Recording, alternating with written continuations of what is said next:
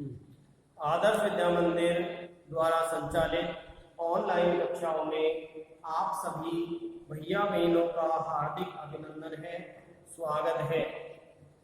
आज हम कक्षा 9 में विषय हिंदी के अध्याय 3 जिसका शीर्षक है उपभोक्तावाद की संस्कृति, इस पाठ के अभ्यास प्रश्नों का अध्ययन करेंगे। अब से पहले हमने इस पाठ का अध्ययन किया और इसके लेखक परिचय और इसके शब्दार्थों के बारे में हमने विस्तार से जानकारी प्राप्त की। आज अपन इस पाठ के अभ्यास प्रश्नों का अध्ययन करेंगे। तो इस जो अध्याय है उपभोक्तावाद की संस्कृति, इसका पहला प्रश्न है, लेखक के अनुसार जीवन में सुख से क्या अभिप्राय है। लेखक के अनुसार जीवन में सुख से क्या अभिप्राय है। तो इसका उत्तर होगा, लेखक के अनुसार जीवन में सुख का आशय उपभोग की वस्तुओं से प्राप्त क्षणिक तुष्टि ही नहीं है, अन्य प्रकार के मानसिक, शारीरिक और छोटे आराम भी सुख कहलाते हैं। किंतु आजकल लोग केवल उपभोग सुख को ही सुख कहने लगे हैं। तो ये हुआ अपना प्रश्न 1 का उत्तर। अगला दूसरा प्रश्न है, आज की उपभोक्तावादी संस्कृति हमारे दैनिक जीवन को किस प्रकार प्रभावित कर रही है। तो इसका उत्तर है, आज की उपभोक्तावादी संस्कृति हमारे दैनिक जीवन को पूरी तरह प्रभावित कर रही है। हम वही खाते पीते और ओढ़ते पहनते हैं जो आज के विज्ञापन हमें दिखाते हैं। उपभोक्तावादी संस्कृति के फलस्वरूप हम धीरे धीरे उपभोगों के गुलाम बनते चले जा रहे हैं।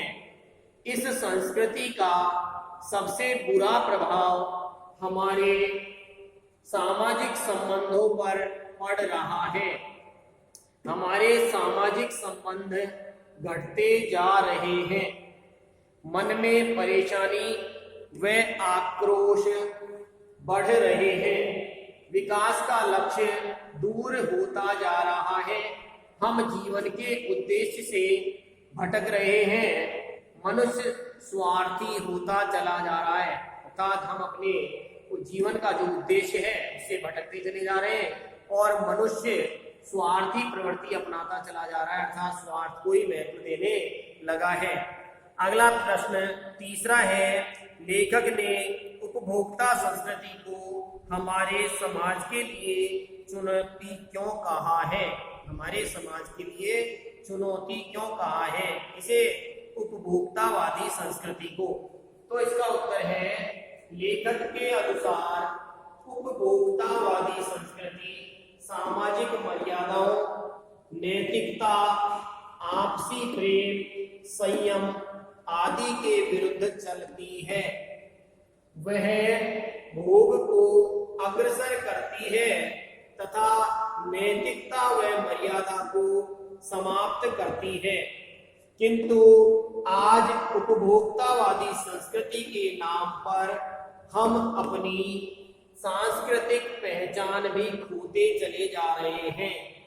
इसलिए उन्होंने उपभोक्तावादी संस्कृति को हमारे समाज के लिए चुनौती कहा है। तो ये हुआ अपना तीसरे प्रश्न का उत्तर। अगला चौथा प्रश्न है, आशय स्पष्ट कीजिए। इसमें इन्होंने 2 प्रश्न अपन को दे रखे हैं, एक कै और एक खे।